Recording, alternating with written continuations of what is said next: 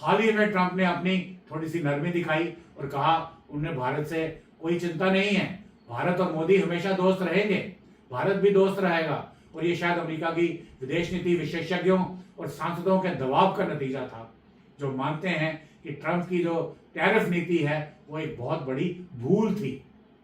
जैसे जॉन मेयरशामिर और John bolt जैसे विशेषज्ञों ने कहा कि ट्रंप की नीति से उल्टा असर हो रहा है, भारत, रूस और चीन एक साथ आ सकते हैं। और अमेरिका कांग्रेस और इंडिया कैकस ने भी भारत अमेरिका के रिश्तों को बचाने में एक बहुत ही भूमिका निभाई है। देखिए, अब इसका निष्कर्ष क्या निकलता है? ये एक नई सीख है कि हम एक नई दिशा की तरफ बढ़ रहे हैं।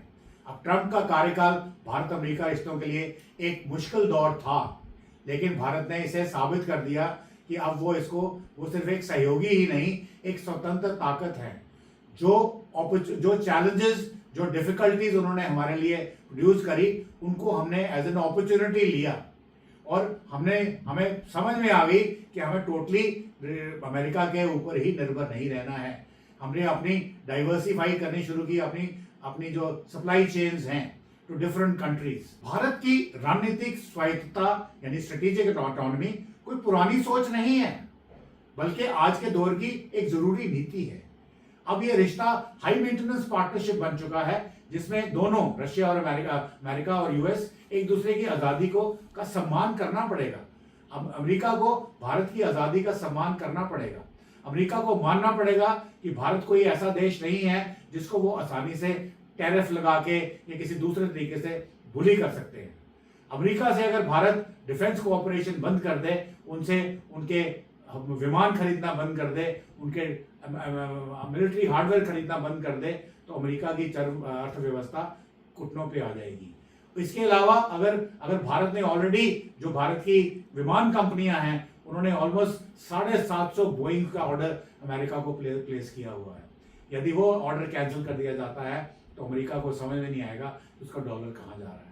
इसके अलावा भारत के अंदर बहुत सारी अमेरिकन कंपनीज हैं, चेन्स हैं, मैकडोनल्ड्स हैं, एप्पल चेन्स हैं, जूतों की चेन्स हैं, नाइके हैं, और जो ब्रांड चल रहे हैं, अगर भारतीय निवासी इनका बहिष्कार करना शुरू कर दें तो अमेरिका की अर्थव्यवस्था चरमरा जाएगी। भारत की जो ताकत है वो इसकी दुनिया की सबसे बड़ी मार्केट है, दुनिया की सबसे बड़ी जनसंख्या है, और वो जनसंख्या जो है जिनके हाथ में परचेजिंग पावर दिन ब दिन बढ़ती चली जा रही है, मोदी और उनके जो टीम है उनकी नीतियों की वजह से। तो इससे अमेरिका को बहुत बड़ा नुकसान हो सकता है और अमेरिका इसको समझ रहा है।